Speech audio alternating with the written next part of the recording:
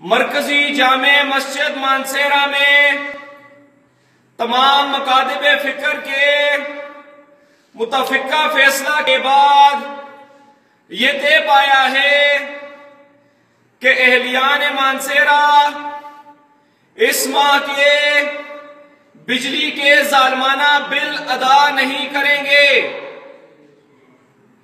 इस सिलसिला में तमाम अहलियान मानसेरा से और सिटी की आवाम से ये अपील की जाती है कि अपनी सफों में इत्तेहाद पैदा करें और इस माह बिजली के बिल हरगिज अदा न करें।